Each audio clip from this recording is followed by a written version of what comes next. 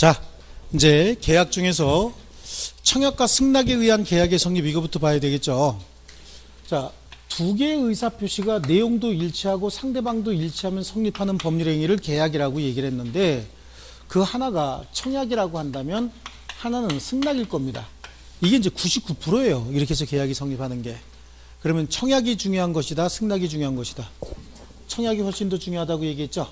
그래요. 이 청약이 훨씬 더 중요한 것이, 이 청약이라고 하는 것은 상대방이 동의만 하면, 좋아요라고 동의만 하면 계약이 바로 성립될 수 있을 정도로 계약에 필요한 내용을 다 가지고 있어야 돼요. 이 청약이라고 하는 거는요. 그래서 이 청약의 내용은 구체적이고 확정적인 의사표시다라고 얘기를 해요. 청약의 내용은 구체적이고 확정적인 의사표시여야 한다. 그러니까 계약에 필요한 내용을 모두 다 가지고 있어야 된다. 그런 의미 가지고 있습니다. 여기에서 청약과 청약의 유인이 조금 달라요. 청약의 유인은 나에게 청약해 주시오라고 꼬시는 거죠. 구인 광고를 냈답니다. 우리 회사에서 연봉 5천만 원 드릴 테니까 성실한 인재를 찾습니다. 주 4일 근무, 하루 6시간 근무, 이렇게 구인 광고는 최고죠. 그래요. 연봉 8천 주고 주 7일 근무하는 거 갈 거요. 연봉 4천 받고 주 4일 근무하는 거 갈 거요. 4천만 받고 8천 받고 7일 갈 거야? 인생 재미없어요. 연봉 4천만 받고 주 4일 근무하는 게 훨씬 나아요. 훨씬 재밌습니다. 주 7일 이렇게 근무하는 사람은요, 인생 재미없습니다. 왜 사는지 가끔 모를 때 있어요. 가끔 이거 왜 사나? 에? 굵지도 않고 짧지도 않습니다. 잘 놀고 잘 쉬는 사람이 죽을 때도 멋있게 죽죠. 잘 놀지도 못하고 맨날 일만 하던 사람은요, 쉽게 죽지도 않는데요. 아주 주변 사람들 아주 그냥 속된 말로 고생 엄청 시키고 죽는데요. 그래서 걱정입니다. 죽을 때 확 죽어야 되는데, 그죠? 청약의 내용은 그래서 구체적이고 확정적인 의사표시이어야 하기 때문에 청약의 유인과 다른데요. 청약의 가장 대표적인 형태가 저 밖에 있는 자판기 설치 있죠. 저 자판기 보면은요, 구체적인 상품마다 다 가격이 매겨져 있고 돈을 집어넣고 누르면 물건을 주겠다라고 지금 청약이 돼 있는 거죠. 구체적으로. 거기 안 써 있지만 우리가 저긴 지금 우리에게 청약하고 있는 거야. 상품별로 얼마 가격이 정해져 있고, 요렇게 동전 투 있고 지폐 투 있고 그 다음에 카드 되는 데도 있죠. 이렇게 돼서 누르면 주겠다라고 지금 청약하고 있는 겁니다. 백화점에 가면 정찰제 상품을 진열해 놓고 있죠. 이것도 우리에게 청약하고 있는 겁니다. 자, 그 다음에요. 그러면 청약을 할 때 청약자는 누구냐라고 하는 거죠. 청약자는 계약의 당사자가 될 수 있는 특정인이 청약자가 되는 거겠죠. 특정인이 분명히 있을 겁니다. 계약의 당사자가 될 특정인이 있을 텐데, 그 청약자는 특정인이 되겠지만 반드시 청약의 의사표시 속에 표시가 되어 있어야 되는 것은 아니다 라고 얘기를 해요. 또 자판기 다시 한번 가서 볼게요. 자판기 보면 청약자가 누군지 표시하고 있나요? 자판기 설치한 사람이 분명히 있겠죠. 설치한 사람이 있긴 있을 텐데, 그 관리하는 사람이 설치하는 사람 아니에요. 대체적으로 관리하는 사람은 직원일 가능성도 있어요. 어쨌든 간에 청약자가 누군지 반드시 표시되어 있어야 하는 것도 아니다. 그러면 청약의 상대방은 누가 될까?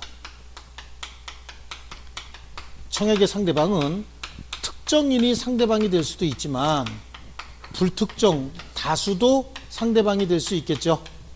불특정 다수도 상대방이 될 수 있다. 저 자판기 지금 누구한테 청약하고 있어요?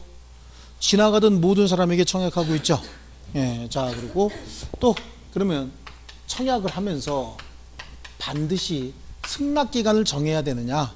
승낙기간을 정할 수도 있고 정하지 않을 수도 있는 거예요. 이 승낙기간이라고 하는 건 청약의 유효기간을 승낙기간이다 라고 얘기를 합니다. 승낙기간을 정했다. 그럼 그 기간이 청약의 효력기간이죠. 청약의 유효기간이다. 그럼 승낙기간이 지나고 나면 청약은 효력이 소멸한다는 얘기잖아요. 그럼 청약은 없어져 버리는 거예요. 만약에 승낙기간을 정하지 않았다. 그래도 상당한 기간이 승낙기간으로 정해진다라고 되어 있습니다. 여러분, 상당한 기간이 뭐예요? 자, 민법에 이런 표현 굉장히 많죠. 상당한 뭐 이렇게 이런 내용이 많은데 상당한 기간은 저 자판기 같으면 그 안에 상품별로 유통기한이 정해져 있잖아요. 그 기한 안에만 돈 집어넣고 누르면 주겠다는 얘기예요. 아시겠죠? 그래요. 상당한 기한은 그래서 정해집니다. 상품의 종류에 따라서요. 그리고 그 기간은 청약의 유효기간이고, 이걸 말 좀 어렵게 하는 사람은 청약의 승낙적격이다 이렇게 얘기하는 거예요. 일본식 표현인 거예요. 청약의 승낙적격이다라고 하는 건 청약의 유효기간을 얘기하는 거야. 승낙이 있으면 계약이 성립시킬 수 있는 효력을 갖는 걸 청약의 승낙적격이다 이렇게 얘기합니다. 일본식 표현이고, 그냥 청약의 유효기간 내지는 승낙기간이다 이렇게 얘기하는데요. 또 일본말 좋아하는 사람들은 또 씁니다. 그렇게 또 청약의 뭐라고요? 승낙적격이다. 청약의 유효기간, 승낙기간 얘기하는 거예요. 그러면 이제 승낙을 한번 보시죠. 청약만 있어야 되는 것이 아니라 승낙도 있어야 되죠. 예, 승낙의 내용을 한번 보면요. 승낙은 일치해야 됩니다. 뭐하고 일치해야 됩니까? 청약과 일치해야 되겠죠. 청약과 일치해야 되는데 일치하지 않는 경우가 가끔 있습니다. 일치하지 않는 경우는 계약은 성립하지 않겠죠.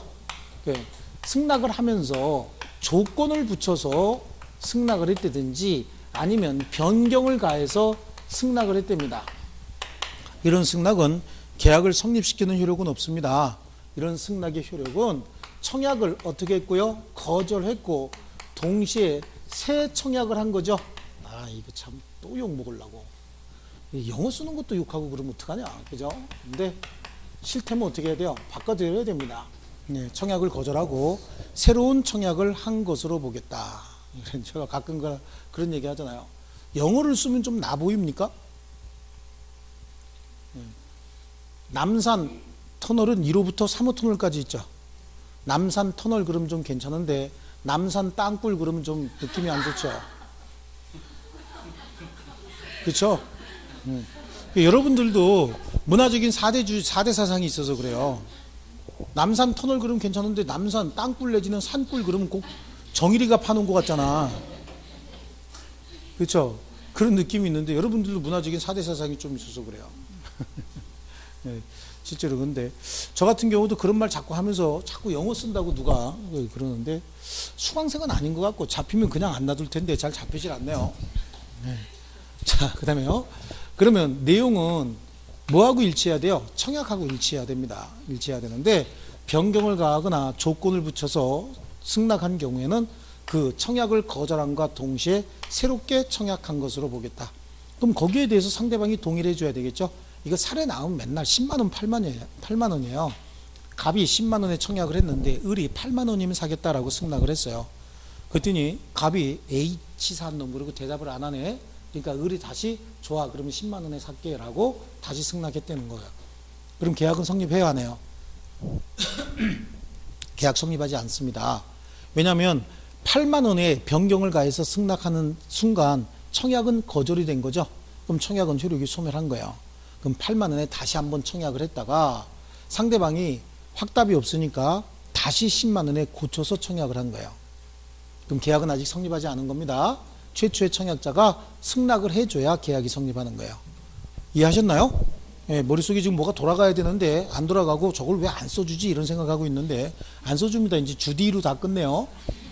그러면 승낙자는 그래요. 승낙자는 누구예요? 청약을 받은 자겠죠. 청약의 수령자만이 승낙할 수 있어요. 근데 웃기는 건 청약의 수령자는 청약을 받았다는 사실로부터 아무런 법적 의무를 부담하지 않는다. 아무런 의무를 부담하지 않는다. 하다못해 회답할 의무조차도 없는 거예요. 청약을 하면서 야가 빠진 자가 이렇게 청약을 합니다. 회답이 없으면 승낙한 것으로 보겠다라고 해서 회답 기간을 정해줍니다. 그 기간 동안 회답할 필요도 없어요. 더 웃기는 사람은 물건까지 보내죠. 아주 거의 강매입니다. 물건까지 이렇게 보내면서 사기 싫으면 반송하라. 반송하지 않으면 구매한 것으로 보겠다. 이런 식으로 청약을 하는 경우가 있어요. 이때 반송할 의무도 없고 회답할 의무조차도 없습니다. 그래서 청약을 받은 자는 청약을 받았다는 사실로부터 아무런 법적 의무를 부담하지 않는다. 그래서 조금 아까 말씀드린 거 2개 있죠. 회답이 없으면 승낙한 것으로 보겠다. 회답 안 해도 됩니다. 반송해라. 반송하지 않으면 구매한 것으로 보겠다. 반송할 필요도 없다. 그 두 가지 기억하시고요. 그러면 승낙의 상대방은 누가 돼야 될까? 승낙의 상대방은 누구에게만 해야 되죠? 청약자에게만 해야 됩니다. 승낙의 상대방은 청약자에게만 해야 되고요. 그러면 승낙기간은요. 승낙기간이 정해져 있으면 그 기간 내에, 승낙기간이 정해져 있지 않으면 상당한 기간 내에 어떻게 해줘야 됩니까? 상대방에게 도달시켜줘야 되는 거야. 글씨 알아봐요? 예, 그 기간 내에. 승낙기간이 정해져 있으면 그 기간 내에, 승낙기간이 정해져 있지 않으면 상당한 기간 내에 청약자에게 어떻게 줘야 돼요? 도달해 줘야 된다. 이 말은 갑이 청약자고 을이 청약을 받은 자다라고 한다면 얘가 청약을 했대요. 청약을 하면서 혹시 승낙기간을 정해져 있으면 그 기간이 청약의 유효기간이라고 얘기했잖아요. 정해져 있는 걸로 한번 예를 들어 드릴게요. 그럼 청약의 효력은 이때까지 효력이 있는 거죠. 이 이후에는 효력이 없는 겁니다. 청약은요. 그러니까 승낙을 하려면 요 기간 안에 도달시켜줘야 되는 거예요. 얘가 요 기간 안에 도달을 시켜줘야 두 개의 의사표시가 존재할 수 있는 거잖아요. 이게 나중에 도달했다. 그럼 이건 이제 연착이라고 하거든요. 그럼 이건 이미 없어진 거잖아요. 이건 없는 거죠. 예, 하나만 있는 거죠. 승낙이라고 하는 의사표시 하나만 가지고는 계약이 성립하지 않아요. 그래서 반드시 기간 안에 도달해 줘야 되는데 이렇게 도달하게 되면 계약이 성립해야 되겠죠. 그래서 이렇게 해서 계약이 성립하는 시기가 언제냐라고 하는 거죠. 계약이 성립하는 시기는 당사자가 대화자냐 아니면 격지자냐 이거에 따라서 상황이 달라집니다. 대화자가 됐든 격지자가 됐든 승낙이 그 기간 내에 상대방에게 도달해야 돼요. 도달하게 되면 계약의 성립 시기는 대화자의 경우에는 상대방에게 도달했을 때고 격지자의 경우는 상대방에게 승낙의 통지를 발송했을 때 발신주의에 의해서 계약이 성립한다. 이 말의 의미는 계약이 성립하는 시기는 청약과 승낙이 내용도 일치하고 상대방도 일치했을 때 계약이 성립한다고 얘기했잖아요. 대화자는 여러분하고 저같이 계속해서 눈을 마주보고 얘기하는 사람들인 거예요. 이런 사람들은 승낙의 통지를 발송한 시점하고 도달한 시점이 같은 시점이에요. 발송과 동시에 즉각적으로 도달하게 되죠. 그러니까 이때는 발송 시점하고 도달 시점이 동일한 시점이라고. 그런데 격지자 같은 경우에는 승낙의 통지를 내가 발송하게 되면 나중에 도달하게 되는 거예요. 그럼 여기서 다시 이제 앞으로 돌아가서 계약이 성립하는 시기는 청약과 승낙이 내용도 일치하고 상대방도 일치하게 되면 계약이 성립한다고 얘기했잖아요. 그럼 이제 대화자 같은 경우에는 청약과 승낙이 내용도 일치하고 상대방도 일치한 시점은 발송했을 때거든. 근데 발송 시점하고 도달 시점이 같은 시기라 그랬잖아요. 같은 시간이라 그랬죠. 그러니까 그때는 상대방이 있는 의사표시니까 원칙에 돌아가서 도달주의를 취하고 있는 거예요. 근데 격지자 같으면 어때요? 격지자 같으면 발송 시점하고 도달 시점이 다르죠. 근데 승낙이 발송이 됐다는 얘기는 청약과 승낙이 일치하는 시점은 발송한 때 아니냐고. 그러니까 이때는 발송한 때 계약이 성립한다. 다만 계약이 성립하려면 두 개의 의사표시가 있어야 되기 때문에 기간 내에 도달은 해야 되는 거예요. 그러니까 얘는 지금 보낸 시점이 이때 보내서 도달은 이때 했다라고 하는 겁니다. 그럼 보낸 시점, 이 시점에 청약과 승낙이 일치해버린 거죠. 여기는요, 보낸 시점과 도달 시점이 똑같잖아요. 그러니까 이 시점에 계약이 성립했으니까 도달 시점이나 발송 시점이나 똑같기 때문에 도달주의를 취하고 있는 거고요. 이걸 참 잘 냅니다. 이걸 잘 내기 때문에 이것만 그냥 별도로 암기해 두시고 나머지는 다 도달주의다 이렇게 얘기하면 돼요. 그래서 격지자 승낙에 의한 계약의 성립 시기는 뭐다? 발신주의다. 이렇게 격승발. 옛날엔 격발 이거만 했다 그랬죠. 근데 자꾸만 시험에 내니까 격승발, 격발만 암기해 두니까 또 무슨 일이 벌어지냐면 격지자 청약의 효력 발생 시기 그랬더니 발 이렇게 하고 발신주의 고르는 사람들이 꽤 많았어요. 근데 격지자 뭐죠? 이제 승낙만 발신주의다. 아시겠죠? 요거 동그라미 빼고 읽는 분들도 꽤 있다고 얘기했어요. 수험생 중에서는 굉장히 많습니다. 이것도 발음 좀 세게 하는 경향도 있고요. 근데 수업 시간은 그렇게 하면 안 되는 겁니다. 자, 그런데 이제 문제는 승낙이 연착한 경우에 어떻게 할 거냐라고 하는 거예요. 연착한 승낙. 승낙이 연착했다는 얘기는 갑이 을에게 청약을 하면서 승낙기간을 정해줬는데 승낙기간이 지나서 승낙이 도달했다 그런 얘기잖아요. 기간 지나서 도달했다 그런 얘기겠죠. 그럼 의사표시 하나밖에 없는 거잖아요. 그러니까 계약은 성립해야 하나요? 계약은 성립하지 않습니다. 그래서 원칙적으로 계약은 성립하지 않는 건데 다만 이때 청약자가 발심된 소인을 한번 보는 거죠. 늦게 보내서 늦게 도달했다라고 하는 건 특별히 신경 쓸 건 없어요. 근데 보낸 건 일찍 보냈다는 거야. 일찍 보냈는데 늦게 도착했다 그럴 수도 있죠. 이런 경우요. 이거는 보낸 소인을 보니까 기간 내에 도달할 수 있는 발송임에도 불구하고 연착한 경우가 있어요. 이걸 그냥 우리가 공부하면서 강의 편의상 사고 연착이다 이렇게 얘기를 하는 거예요.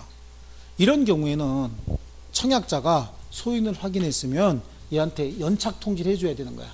연착했다라고 하는 사실을 얘한테 통지해 줘야 됩니다. 연착 통지를 해주란 얘기는 을 입장에서 봤을 때는 이건 분명히 기간 내에 도달했고 계약은 성립했다. 그러니까 계약에 필요한 모든 사항을 다 준비하고 있을 거 아니냐고. 그 준비 그만하라고. 더 이상 준비하지 말라고 통지해 줘야 되는 거죠.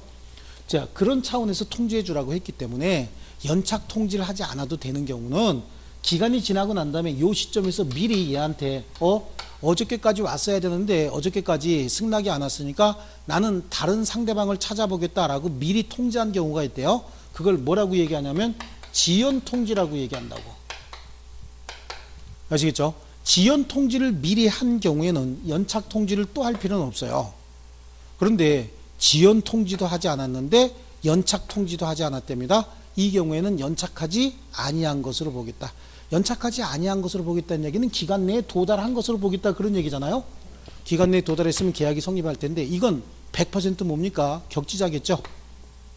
그렇죠. 이건 사례 문제로 나옵니다. 사례 문제로 나와서 언제까지 승낙해 달라고 했는데 승낙이 며칠 날 보냈는데 늦게 도착했다 이렇게 나온다고. 이게 사고 연착이구나. 소인을 확인하고도 지연 통지하지 않았음에도 불구하고 연착 통지를 하지 않았다. 그럼 계약은 언제 성립하느냐 이렇게 나온다고. 계약은 언제 성립해? 요날 성립한다라고 하는 거죠. 그리고 다 10월달로 나와. 왜냐면 여러분 시험이 10월이기 때문에 10월달로 나옵니다. 아시겠죠? 여러분 금년에 시험이 10월 25일인가요? 28일인가요? 10월 28일이면 10월 28일로 나옵니다. 자, 그래서 날짜 이렇게 해서 언제 성립하느냐 보낸 날 한 10월 15일쯤으로 나오겠네. 아시겠죠? 그런 식으로 해서 시험에 나온다. 연착한 경우에. 자, 그런데 이제 늦게 보내서 연착한 경우든 일찍 보냈지만 연착한 경우든 승낙 연착 통지나 지연 통지 이런 거 필요 없이 얘가 그냥 바로 승낙해 버릴 수도 있어요. 여기다가.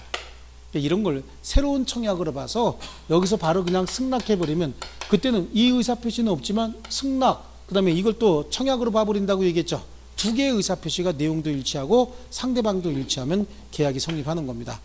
둘로 나눠서 사고 연착의 경우에 지연 통지 안 했으면 연착 통지해 줘야 됩니다. 둘 다 하지 않으면 연착하지 아니한 것으로 취급할 텐데 사고 연착이든 늦게 보내서 연착이든 관계없이 얘가 그냥 승낙해 버릴 수도 있어요. 그럼 계약은 또 바로 성립하게 되는 것이다. 아시겠죠? 그래서 연착은 그렇게 두 가지로 나눠서 처리해 버리겠다. 그래서 우리 책으로 갑니다. 청약과 승낙에 의한 계약의 성립인데 청약이라고 하는 건 구체적이고 확정적인 의사표시다라고 얘기하고요. 청약의 요건, 청약자는 특정인, 거기 동그라미 쳐놨죠. 그러나 그 의사표시 속에 명시적으로 표시되어 있어야 하는 것은 아니다. 또 청약의 상대방은 특정인, 불특정, 다수 다 가능하고 자동 판매기 설치 그것까지 줄쳐놨죠. 청약의 내용은 구체적이고 확정적이어야 한다라고 얘기했어요. 그래서 청약의 유인과 구별이 되는 것이고 청약 시 그 승낙 기간을 반드시 정해야 되는 것도 아니다. 승낙 기간을 정한 경우도 있고 정하지 않는 경우도 있다고 얘기했죠. 승낙 기간을 정하지 않았을 때는 상당한 기간이 승낙 기간으로 자동적으로 정해지는 겁니다. 그 다음에 청약의 효력 발생 시기, 모든 청약은 항상 상대방이 있는 의사표시잖아요. 그렇죠? 예, 그래서 상대방이 있는 의사표시의 효력 발생 시기는 어떻게 되는 거죠? 도달주의죠? 도달주의다. 그래서 청약은 언제나 도달주의에 의해서 효력이 발생하는 거야. 그래서 청약의 효력 발생 시기는 상대방에게 도달한 때 효력이 발생한다. 그리고 청약의 의사표시를 발신 후 도달하기 전에 청약자가 사망하거나 제한능력자가 됐다라고 하더라도 살아있을 때 보낸 것이고 제한능력자가 되기 전에 보낸 거겠죠. 그래서 청약의 효력에는 영향을 미치지 않는다. 그리고 청약의 구속력인데 계약의 청약은 이를 철회하지 못한다 이렇게 되어 있습니다. 철회하지 못한다의 의미는 이미 효력이 발생했으니까 마음대로 소멸시키지 말란 얘기입니다. 그러면 계약의 청약은 이를 철회하지 못한다의 의미는 이미 상대방에게 도달해서 효력이 발생했다. 그러면 철회를 허용하지 않겠다. 그런 의미를 가지고 있어요. 넘겨보십니다.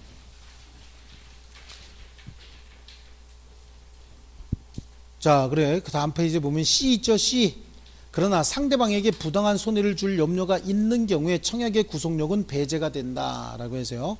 예를 들면 처음부터 철회의 자유를 유보한 경우라든가, 그러니까 처음부터 청약을 하면서 승낙기간은 몇 월 며칠입니다. 5월 10일입니다. 다만 그 전이라도 상황의 변동이 있으면 언제든지 철회하겠습니다 라고 정해서 청약을 했대. 처음부터 청약하면서 승낙기간을 며칠로? 5월 10일로 정해놨으면서 처음부터 의사표시 내용에 5월 10일이 되기 전이라도 상황의 변화가 생기면 철회할 수 있습니다 라고 미리 정해놨다는 거야.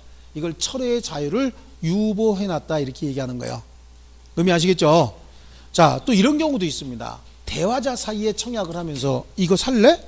라고 제시를 하죠. 얼만데? 10,000원. 그때 상대방이 이러고 있죠. 그럼 어떻게? 에이, 간더라 야. 할 수 있어요 없어요? 있습니다. 이렇게 승낙기간을 정하지 아니한 대화자 사이의 청약은 특별히 철회의 자유를 유보하지 않았어도 바로 야 간더라 네가 무슨 돈이 있어서 그거 사냐? 그리고 회수해 버릴 수 있는 거예요. 이거 상대방이 뭐죠? 질투심 내지는 경쟁심을 자극하는 거죠. 그런 거 아세요? 이게 일종의 상술인 거예요. 상술이. 근데 그 프랑스인가요? 여기에 오프라 윈프리라고 하는 유명한 그 방송인 있죠. 방송인. 그 사람 그 한국에 대해서 별로 이렇게 좋지 않은 그 인식을 갖고 있는 사람이 있어요. 그 사람이 프랑스인가 어디 갔는데 그 뭐 유명 메이커 어떤 저 매장에 가갖고 저 백 좀 주세요. 그랬더니 그 매장 점원이 그랬대죠. 아우 손님 이건 손님이 만질 수 있는 성질의 것이 아니라고. 왜요? 그랬더니 여기 흠집이 생기면 아마 굉장히 많은 손해배상을 해야 되는데 손님이 만지면 이건 감당 못할 거라고. 그러니까 열 받아 안 받아. 이것이 나를 몰라보고, 근데 몰라본 게 아니라 자극을 한 거죠. 도발을 한 거예요 먼저. 그러니까 꺼내보라고. 꺼내서 만지시면 사셔야 된다고. 그러니까 걱정 말고 꺼내보라고 성질 냈죠. 꺼내서 팔았죠. 잘 안 팔리는 물건. 네, 그랬답니다. 방송에 나왔는데 보신 적 있죠? 그래요. 방송에 나왔었어요 그게. 그래서 그렇게 자극을 하는 거야. 이것도 마찬가지야. 살래? 그래. 관들아, 야, 네가 뭘 그런 걸 쓰겠냐. 넌 딴 거 좀 싼 거 써라. 그리고 회수 안 됩니다. 그럼 성질 나갖고 얼만데? 이렇게 나오죠. 예, 이럴 수도 있다라고 하는 거고요. 구속력의 존속기간은요. 승낙기간을 정한 계약의 청약은 청약자가 그 기간 내에 승낙의 통지를 받지 못한 때, 그러니까 승낙은 기간 내에 도달해 줘야 된다는 얘기예요. 받을 수 있게 해야 된다 그런 얘기겠죠. 그럼 그 효력을 잃는다. 승낙기간을 정하지 아니한 계약의 청약인데, 승낙기간을 정하지 아니한 계약의 청약은 청약자가 상당한 기간 내에 승낙의 통지를 받지 못한 때는 그 효력을 잃는다. 자, 됐고요. 거기 리을에 보면 청약의 승낙적격이다라고 하는 말이 있죠. 청약의 승낙적격은 이제 일본식 표현입니다. 가끔가다 한 번씩 나오는 경우가 있어요. 그래서 청약의 승낙적격 리을이라고 되어 있는 부분 보이시죠? 그거는 그냥 오른쪽 페이지로 봅니다. 오른쪽 페이지 보면 B에 결국은 두 번째 줄에 보면 승낙적격은 뭐다? 청약의 존속기간을 의미한다. 보이십니까? 예, 그것만 체크하시고 승낙의 의사표시다라고 하는데요. 승낙이란 청약에 대응해서 계약을 성립시킬 목적의 의사표시를 얘기하는 거예요. 그리고 니은 체크해 두셨죠? 아무런 법적 의무를 부담하지 않는다라고 해서 거기에 디귿하고 리을 있죠? 아무런 법적 의무를 부담하지 않는다. 거기에 여기 두 개 갖다 붙여야 되는 거예요. 리을하고 디귿이요. 거기 갖다 붙여놔야 됩니다. 그 다음에 승낙의 요건입니다. 승낙의 요건은 명시적으로 묵시적으로 다 가능하다. 그렇죠? 예, 명시적 묵시적으로 다 가능하고 주관적으로 합쳐야 된다. 즉 누구에게만 해야 된다? 청약자에게만 해야 된다. 청약자 얘기만 해야 되고요. 객관적 합치는 뭐예요? 내용이 일치해야 된다는 얘기겠죠. 내용도 일치해야 된다. 따라서 청약의 내용과 승낙의 내용이 일치하지 않는 경우엔 계약은 성립할 수 없는 것이 원칙입니다. 자, 그렇기 때문에 변경을 가한 승낙인데요. 승낙자가 청약에 대하여 조건을 붙이거나 변경을 가하여 승낙한 때는 청약의 거절과 동시에 새로 청약한 것으로 본다. 그렇죠? 새로 청약한 것으로 보겠다. 자, 넘겨보시고요. 승낙의 효력 발생 시기입니다. 그럼 계약의 성립 시기죠. 승낙에 의한 계약의 성립 시기다라고 하는데, 대화자 간에는요, 대화자 간에는 도달주의라고 얘기했죠. 격지자 간에는요, 발신주의다라고 얘기를 했습니다.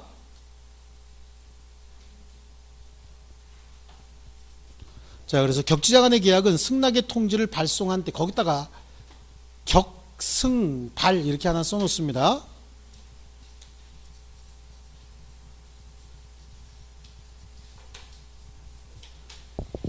격지자 간의 계약의 성립 시기 격승발, 뒤에 거 안 읽어도 관계없습니다. 그 다음에 연착한 승낙 있죠. 연착한 승낙은 어떻게 처리할 거냐. 528조에 기간을 늦게 보내서 연착한 경우도 있고 일찍 보냈지만 연착한 경우도 있고 둘로 나눠야 됩니다. 그래서 승낙 기간을 정한 계약의 청약은 청약자가 그 기간 내에 통지를 받지 못한 때는 효력을 잃는 건데, 승낙의 통지가 전항의 기간 후에 도달한 경우, 이거 연착한 경우잖아요. 보통 기간 내에 도달할 수 있는 발송인 때는 청약자는 지체 없이 상대방에게 연착 통지를 해야 되는데, 그 도달 전에 지연 통지를 발송한 때는 그러하지 아니하다. 청약자가 전항의 통지를 하지 아니한 때 승낙의 통지는 연착되지 아니한 것으로 본다. 그 다음에 오른쪽에 연착된 승낙의 효력인데, 자, 전 2조의 경우, 즉 528조 등등으로 봤을 때 연착된 승낙은, 그러니까 일찍 보냈으나 늦게 도착한 경우뿐만 아니라 늦게 보내서 늦게 도착한 경우 얘기하는 거죠. 이런 경우 모두 다 연착된 승낙은 청약자가 이를 새 청약으로 볼 수 있다. 그럼 어떻게 할 수 있다는 얘기죠? 승낙하게 되면 계약이 성립하게 된다는 얘기죠. 자, 거기 밑에 있는 내용들은 다 참고적으로 한번 보시겠습니다. 자, 넘겨보시고요. 기타 방법에 의한 계약의 성립이죠. 기타 방법에 의한 계약의 성립은 의사 실현에 의한 계약의 성립이에요. 청약자의 의사표시나 관습에 의해서 승낙의 통지가 필요하지 아니한 경우에 계약은 승낙의 의사표시로 인정되는 사실이 있는 때 성립한다. 상대방이 안 때 아니다 라고 밑에 써놨죠. 상대방이 안 때 X 이렇게 써놓으시고요. 그리고 거기 동그라미 3번에 잘 설명이 되어 있어요. 동그라미 3번에 계약의 성립 시기는 승낙의 의사표시로 인정되는 사실이 객관적으로 발생한 때 성립하는 것이고, 청약자가 그 사실을 안 때 성립하는 게 아닙니다. 그 다음에 교차 청약에 의한 계약의 성립도 양 청약이 모두 다 상대방에게 도달한 때 성립하는 거예요. 그 다음에 나오는 게 이제 계약의 경쟁 체결이죠. 계약의 경쟁 체결, 이게 특별히 볼 거 없습니다. 국제적으로 미술품 같은 거 이렇게 경매하는 아주 유명한 경매가 있는데, 소더비 크리스티? 뭐 이런 경매 있죠? 이런 경매 있는데, 거기서 보면 어떻게 해요? 자, 10만원 나왔습니다. 10만원, 10만원 그러다가 한쪽에서 누르면 11만원 나왔습니다. 11만원, 11만원. 그래서 세 번 콜하고 더 이상 높은 가격이 없으면 그냥 낙찰되는 거죠. 그거 얘기하는 거, 그거. 계약의 경쟁 체결이다라고 하는 거예요. 그 다음에 계약 체결상의 과실 책임이 나와요. 계약 체결상의 과실 책임은 우리 민법 총칙에서 배운 내용 중에서 원시적, 객관적, 전부 불능에서 발생하는 문제였죠. 예, 그게 이제 여기서 한번 더 나오는 겁니다. 이거 지울게요. 특별한 내용도 없어요.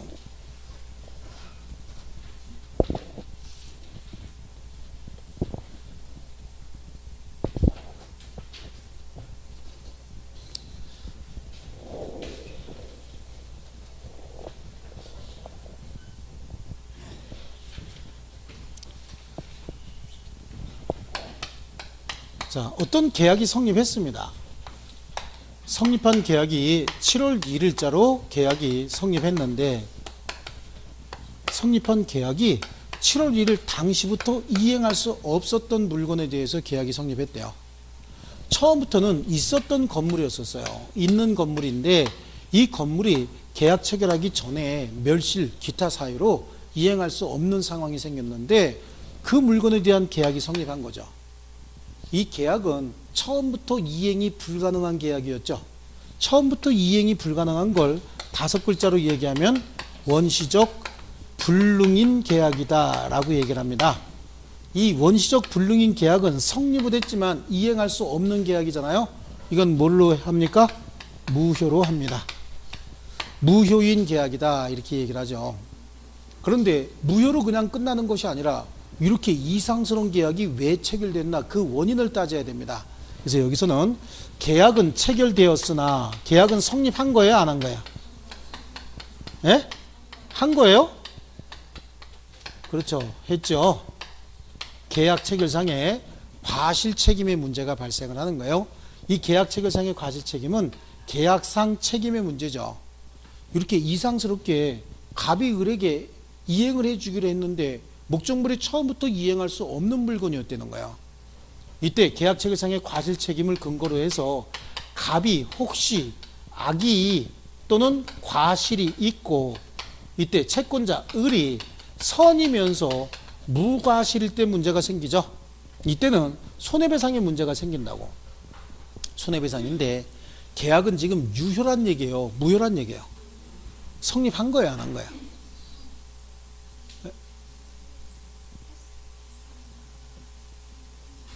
말을 해, 말. 해, 안, 성, 에이, 이러지 말고, 말을 똑바로 해요. 계약은 성립한 거야, 안 한 거야? 계약 성립했다고, 여기. 써놨다고, 계약 성립했다고. 근데 무효라고. 성립하지 않았으면 무효고 유효고 따질 수가 없는 거거든요. 성립했으니까 무효냐, 유효냐 따지는 겁니다. 계약은 성립했는데, 이렇게 이상스러운 계약이 체결됐고, 그래서 무효란 얘기예요. 그러다 보니까 손해가 발생했다. 그럼 손해배상을 해줘야 되는데 계약이 무효니까 계약은 이행될 수 없는 거였잖아요. 그러니까 처음부터 계약의 유효를 믿었기 때문에 지출한 손해. 뭐 했기 때문에 지출한 손해요? 그래요. 계약의 유효를 믿었기 때문에 지출한 손해. 이걸 뭐라고 얘기하냐면 신뢰이익이다 이렇게 얘기를 하는 겁니다. 신뢰이익에 손해배상의 문제가 발생을 하는데 이 신뢰이익은 계약이 유효함으로 인하여 얻었을 이익을 이행이익이라고 하거든요. 이행이익을 초과할 수 없다 이렇게 되어 있습니다. 그래서 신뢰이익에 손해배상의 문제가 발생을 하고 신뢰이익은 이행이익을 초과할 수 없다. 신뢰이익, 이행이익 이렇게 나오면 굉장히 좋아요. 편한데 계약의 유효를 믿었기 때문에 지출한 손해. 이거는 계약이 유효함으로 인하여 얻었을 이익이다 이렇게 얘기합니다. 이거는 전형적으로 나오는 거니까 용어 자체를 한두 번 얘기한 것도 아니고 용어 자체는 여러분이 암기해 두셔야 됩니다. 이런 거 암기할 사항이지 이런 거 암기하는 사항 아니에요. 이거는 이해하는 사항입니다. 그래서 계약이 유효함으로 인하여 얻었을 이익을 초과할 수 없다. 이러면 굉장히 쉽게 나온 거야. 근데 계약이 원시적 불능인 경우에 손해배상은 그 이행이익을 한도로 한다. 맞는 지문이에요? 틀린 지문이에요? 신뢰이익이라는 얘기는 한마디도 없죠. 이행이익을 그 한도로 한다. 근데 이행이익을 또 길게 늘립니다. 계약이 원시적 불능인 경우에 손해배상은 계약의 유효를 믿었음으로 인하여 발생한 이익에 배상을 청구할 수 있다. 이래도 되지만 계약이 유효함으로 인하여 얻었을 이익을 한도로 손해배상을 청구할 수 있다. 이래도 맞는 지문이에요. 아시겠죠? 자, 이해하고 넘어갔으면요. 이 신뢰이익의 문제는 계약 체결 전 단계, 계약 체결 전 단계를 보통 계약의 교섭 단계라고 얘기하거든요. 계약의 교섭 단계에서 상대방을 보호할 의무가 있는 자가 그 의무를 이행하지 않았대요. 그래서 계약 교섭 단계에서 상대방 보호 의무 있는 자가 그 의무를 이행하지 않아서 상대방에게 손해가 생겼다는 거예요. 계약은 성립하지 않은 상태야. 계약이 성립되기 전 단계죠. 전 단계에도 상대방을 보호할 의무가 있는 자는 그 상대방을 보호해야 됩니다. 근데 그 의무를 이행하지 않아서 상대방에게 손해가 생겼다? 이것도 계약은 성립하지 않았으니까 계약이 이행되면 얻었을 이익, 이행이익의 손해배상의 문제가 아니고 계약의 유효를 믿었기 때문에 지출한 손해배상의 문제가 발생할 수 있겠죠. 이때도 신뢰이익의 배상의 문제가 발생을 하는 거예요. 신뢰이익의 배상의 문제인데 신뢰이익의 손해배상을 해라라고 얘기하려면 내가 뭘 잘못했다라고 하는 걸 알아야 손해배상해 줄 거 아니겠어요. 그러니까 그 근거를 어디서 찾을 거냐. 여기에 학자들은 계약 체결상의 과실 책임이 여기 있지 않느냐. 계약 체결상의 과실 책임을 근거로 해서 실내 이익의 손해배상의 문제로 삼자라고 하는 반면에 우리 판례는 계약의 교섭 단계에서 상대방을 보호할 의무 있는 자가 그 의무를 이행하지 않았으면 이건 신의축 위반이다. 신의축 위반은 불법 행위로 보는 거예요. 그래서 불법 행위를 이유로 손해배상을 청구할 수 있도록 하되 그 손해배상의 범위는 계약의 유효를 믿었기 때문에 지출한 손해 정도의 배상을 청구할 수 있도록 하자. 그러니까 실제 사례로 나오면 이제 실제 사례로 잘 나오진 않을 거예요. 우리 시험에는 사립대학교에서 교직원 그 직원의 채용 공고를 내서 2명을 합격시키고 교육까지 다 시켰어요. 3주 동안 교육을 시키고 한 사람은 발령을 내고 한 사람은 대기 발령을 냈는데 대기 발령 상태에서 1년 7개월인가 1년 8개월이 지나서 갑자기 채용 계획이 없어졌다고 해서 일방적으로 통보가 왔었다는 거야. 그럼 그 대기하고 있던 사람은 아직 근로계약은 체결하지 않았잖아요. 하지만 계약이 체결될 것이라고 지금 믿고 교섭 중이었죠. 이 단계를 교섭 단계라고 얘기를 하는 거예요. 근데 갑자기 채용 계획이 없어졌다라고 일방적으로 통지가 오면 그 사람은 그 20개월 가까이 동안 다른 곳에 취업할 수 있는 기회비용이 발생했죠. 그 기회비용에 손해배상의 문제가 발생을 하는 겁니다. 그 기회비용이 민법에서 뭐라 그래? 실내이익이라고 하는 거예요.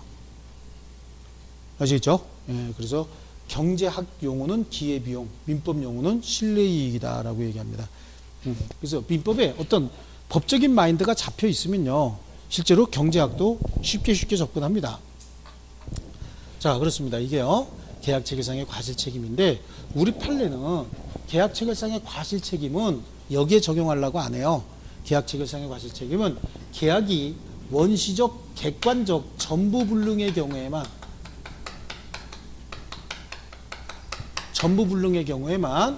계약 체결상의 과실 책임을 적용하려고 하는 게 우리 판례고, 교섭 단계에서는 무슨 책임이요? 불법 행위 책임을 묻고자 한다. 아시겠죠? 근데 여기 좀 보면 좀 재밌지 않아요? 매도인이 자기 집이 불이 나갖고 낙뢰 맞아서 불이 나갖고 완전히 소실됐는데 그걸 매도인이 모를 수도 있어요? 매도인은 그럼 언제나 악의 또는 과실이 있는 건가요? 모를 수도 있는 거야. 어떤 경우냐면 제 집이 30채야. 우리처럼 집이 한 채다. 그럼 이거 모를 수가 없죠. 지금 아이고 내 집 불난다. 그리고 지금 러닝셔츠 입고 반바지 입고 한쪽은 슬리퍼 신고 한쪽은 맨발로 나와서 지금 울고불고 있을 거 아니냐고. 근데 이 사람은 집이 30채라고. 어쩌니게 낙뢰 맞아서 불이 타는 집을 봤어요. 아유 저거 지인 누구냐. 저거 속상하겠다. 그리고 계약 체결했는데 들어오면서 전화 받은 게 보니까 그 집이 내 집이래. 그럴 수도 있죠. 30, 40채 돼봐. 그러니까 항상 우리 마인드가 아니고 어떻게 해요? 우리 마인드대로 생각하면 안 되는 거야. 그 마인드를 빨리 벗어나서 우리도 이미 집이 30채 있는지 사람으로 생각을 해야 되는 거예요. 항상 우리 집이 한 채 있는 거 이거 생각하면 안 돼요. 예, 항상 있는 사람 위주로 생각을 해야 돼요. 자, 우리 책으로 다시 한번 갈게요. 그래서 계약 체결상의 과실 책임인데요. 거기 동그라미 2번에 민법 제535조는 계약 체결상의 과실을 규율하고 있는데 본조는 제목과 달리 원시적 불능만을 규율하고 있다라고 하는 거고요. 법적 성질은 무슨 책임이죠? 계약상 책임이다. 요건인데요. 535조에 목적이 불능한 계약을 체결할 때 그 불능을 알았거나 알 수 있었을 자는 상대방이 그 계약의 유효를 믿었음으로 인하여 받은 손해, 계약의 유효를 믿었음으로 인하여 받은 손해를 신뢰 손해 내지는 신뢰 이익이다, 이런 말을 씁니다. 손해를 배상하여야 한다. 그러나 그 배상액은 계약이 유효함으로 인하여 생길 이익액을 넘지 못한다. 전항의 규정은 상대방이 그 불능을 알았거나 알 수 있었을 경우에는 적용하지 않는다 그랬으니까 상대방도 선이면서 무과실일 때만 적용하겠다라고 얘기하고 있는 거고, 밑에 있는 내용은 이제 부연 설명이에요. 줄지어야 될 건 계약이 불능인데 첫 번째 줄에 원시적 객관적 전부 불능으로서 무효가 됐어야 된다. 그리고 동그라미 4번에 상대방이 불능 원인에 대하여 선이 무과실이어야 한다. 그거 보이십니까? 동그라미 4번 이렇게 보시고요. 자, 효과, 신뢰이익 배상을 해야 되는데 그 배상액은 계약이 유효함으로 인하여 생길 이익액, 즉 이행이익을 넘지 못한다. 그 말의 의미는 계약 체결상의 과실책임으로 인한 손해배상은 계약이 유효함으로 인하여 생길 이익액을 한도로 한다. 그럼 맞은 거예요? 틀린 거예요? 한도로 한다. 그 말도 초과할 수 없다. 그 말인 것이죠. 그래서 그것도 맞는 지문이다. 이렇게 이해하시고요. 그래서 535조의 확대 적용 여부의 양쪽 가로 5번에 민법은 원시적 불능으로 인하여 계약이 무효로 된 때 안에서 그 책임을 규정하고 있지만 판례는 원시적, 객관적, 전부 불능의 경우에 적용할 뿐 다른 곳에서는 적용하지 않는다. 원시적, 객관적, 전부 불능. 원시적, 전부 불능에 객관적 자리 하나 집어넣으세요. 객관적 자리라고 하나 좀 써놓을게요. 원시적, 객관적, 전부 불능의 경우에만 적용한다. 그래서 오른쪽 페이지에 보면은 계약 객관적 자 써놓으면 돼. 객관적만 넣으면 다 맞는 거예요. 너무 많이 쓰지 말고 객관적 세 글자 써놓으세요. 자, 그 다음에 오른쪽 페이지에 보면은 양쪽 가로 6번에 계약 교섭 단계에서 보호 의무 위반입니다. 여기도 결론 지워놓고 들어가는 거예요. 계약의 교섭 단계에서 상대방 보호 의무 있는 자가 그 보호 의무를 이행하지 않았다. 그러면 학자들은 신뢰 이익은 여기 있으니까 자꾸만 새로운 이론 만들지 말자라고 하는 게 학자들이고, 판례는 무슨 소리야. 이건 신의칙 위반으로서 뭘로 보겠다? 불법 행위로 보겠다. 이런 태도를 취하고 있는 거예요. 그 교섭 단계에서 상대방 보호 의무 위반에 대해서는 2번 체크하셔야 되겠죠. 2번 체크하셔야 됩니다. 그래서 불법행위 책임을 인정하는데, 불법행위 책임을 인정함에 따라서 6번 계약 교섭의 파기로 불법행위가 인격적 법익을 침해함으로써 상대방에게 정신적 고통을 초래했다고 인정되는 경우면 그 정신적 고통에 대한 손해도 배상 청구할 수 있는데, 우리나라는 그 6번 체크해 두세요. 우리나라는 정신적 고통에 대한 손해배상의 범위가 그다지 크지 않죠. 선진국으로 갈수록 이건 굉장히 큽니다. 그죠? 예, 우리는 멘탈이 워낙 강하지. 한국 사람은요. 정신적 고통에 대한 손해는 거의 없습니다. 여태까지 아마 내가 알기로 정신적 고통에 대한 손해배상 최대액이 2천만 원으로 제가 알고 있어요. 우리 국내 판결은 2천만 원이 최대입니다. 근데 이거 할 때마다 제가 하는 얘기죠. 우리 유학생 하나가 미국의 FBI인가 끌려가고 2주 동안 감금됐다가 받은 게 얼마요? 40억인가 이렇게 받았죠. 2주 동안. 한국은요, 일당 쳐갖고 3만 원 정도 이렇게 해서 한 40만 원 주겠다. 그죠? 한 4, 50만 원 주겠다. 40만 원, 3만 원 해서 3일은 3, 42, 42만 원 딱 주고 세금 떼겠다. 3.3%. 그죠? 내갈 놈들. 자, 그리고 8번에 그러나 아직 계약 체결에 관한 확고한 신뢰가 부여되기 이전 상태에서 계약 교섭의 당사자가 계약 체결이 좌절되더라도 어쩔 수 없다고 생각하고 지출한 비용. 이게 뭐예요? 경쟁 입찰에 참가하기 위하여 또는 경매에 참가하기 위하여 제안서라든지 견적서 작성 비용 이런 거 있죠. 이런 것들은 내가 이거 내면 무조건 계약이 성립될 것이다 라고 절대 믿은 게 아니잖아요. 이거 될 수도 있고 안 될 수도 있고 안 돼도 어쩔 수 없다라고 해서 지출한 비용이죠. 이 비용은 손해배상 청구 대상으로 포함하지 않습니다.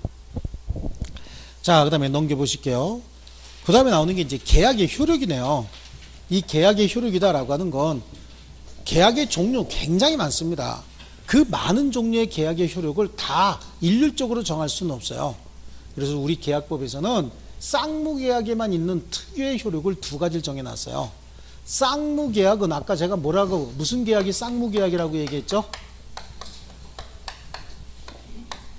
당사자 쌍방이 서로 대가적 의미의 채무를 부담하기로 하는 계약을 쌍무계약이라고 얘기한다 그랬죠.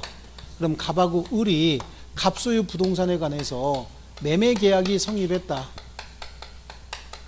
매매계약이 성립했으면 매도인은 재산권을 이전해 줘야 되고 매수인은 대금을 지급해 줘야 되겠죠. 이게 서로 대가적 의미잖아요. 그러다 보니까 이 쌍무계약은 일방 당사자의 채무가 성립하고 있어야 상대방의 채무도 성립할 수 있는 것이지, 일방 채무가 성립하지 않으면 상대방의 채무도 성립할 수가 없는 거예요. 그래서 이런 걸 뭐라고 얘기하냐면 성립상의 결련성이 있다라고 얘기를 합니다. 두 번째는요, 이행상의 결련성도 있어요. 쌍무계약이고 서로 대가적 의미를 갖다 보니까 이 채무가 이행될 때 이 채무도 이행할 의무가 생기는 것이지, 이 채무가 이행되지 않으면 이 채무도 이행할 필요가 없다. 그래서 이걸 이행상의 결련성이 있다라고 얘기를 합니다. 자, 그런데 그러면 나중에 성립해서 이행상의 결련성도 있는데 이 채무가 쌍방 과실 없이 특별한 원인 없이 더 이상 이행할 수 없도록 소멸해 버렸다는 거죠. 그럼 이 채무가 소멸했으면 이 채무도 존속할 필요가 있어요, 없어요? 없습니다. 그래서 쌍방의 채무는 성립상의 결련성이 조금 연장이 되면 무슨 결련성도 있어요? 존속상의 결련성도 가지고 있는 거예요. 이 세 가지 결련성에 의해서 요거 두 개는 어떻게 보면 같은 내용으로 볼 수도 있죠. 이런 결련성으로 인해서 성립상의 결련성, 존속상의 결련성으로 인해서 위험 부담에 문제가 발생을 하게 되는 것이고요. 이행상의 결련성으로 인해서 동시이행에 항변권의 문제가 생긴다라고 하는 겁니다. 원래는 법조문의 순서는 이게 먼저예요. 이게 먼저인데 우리는 설명 그냥 이거 먼저 하고 요걸 나중에 할 겁니다. 아시겠죠? 그래서 요 쌍무계약 특유의 효력은 두 가지다. 뭐예요? 쌍무계약에만 있는 특유의 효력은 동시이행의 항변권하고 위험부담이다. 요거는 쌍무계약에서만 발생할 수 있는 특유의 효력이다. 쌍동위 그래요. 쌍무계약에만 있는 특유의 효력이다. 아시겠죠? 자, 그럼 그 중에서 원래는 이거 먼저 해야 된다고 얘기했죠? 근데 요거 먼저 할 겁니다. 조금 쉬었다가 계속 할게요. 요건 어디서 나오는 거냐면 후발적 불능에서 나오는 거거든요. 그러니까 원시적 불능 설명했으니까 후발적 불능 같이 설명하기 위해서 요거 먼저 할 겁니다. 요 칠판 지우지 마시고 좀 쉴게요.